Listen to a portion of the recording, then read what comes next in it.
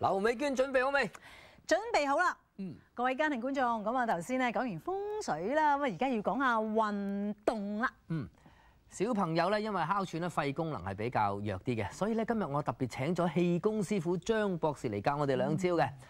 張博士，有請張博士。係，兩位好，係啊，你好。嗱，各位小朋友已經預備好噶啦。今日第一招我哋出咩咧？第一招咧就係蛙泳操練式。哦，OK。出手，呼氣，爬，吸氣。出手要攣腳喎，呼氣，爬，吸氣。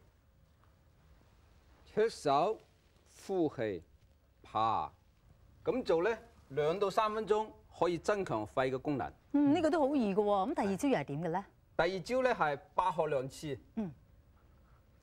吸氣，呼氣轉腳，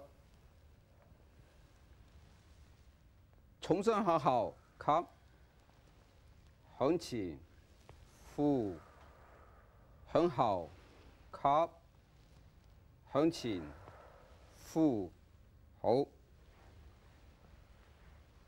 吸，收腳。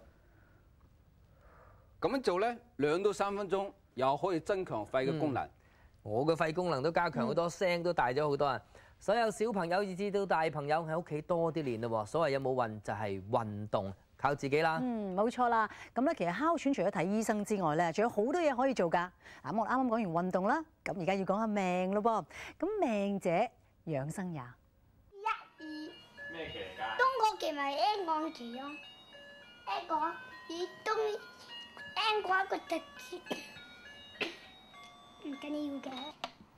有好多小朋友哮喘病發嘅時候就會睇西醫，但係有啲小朋友嘅家長咧就會利用中西合璧嘅療法。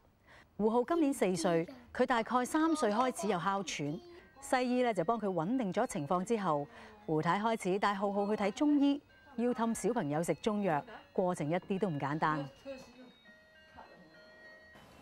方法係2個，第一咧就係氹啦，一定要咁咪餅乾啊、山楂餅啊、嗰啲乾果啊嗰啲任佢揀啦。咁其實佢而家到一個程度已經可以成碗飲晒，先至食1嚿餅乾就 OK 㗎啦。咁但係起初都有少少困難㗎，因為當佢細個啱啱叫佢食中藥嗰時係3歲到嘅，咁佢就唔制㗎，話好苦啊，又合埋個口，死都唔俾你灌入去㗎。咁但係慢慢氹佢真係得㗎，其實1、2個月之後咧，你發覺個成形好唔同啊，加埋要同佢講道理咯。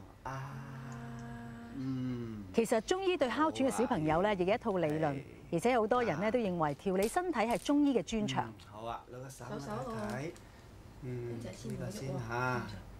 哮症咧分為發作期同埋緩解期嘅嚇。我哋嘅原則就係急者治其標，緩者治其本。喺唔發作嘅時候，我哋就要強身健體，用一個壯體質嘅辦法。哮喘嘅人咧，肺必開。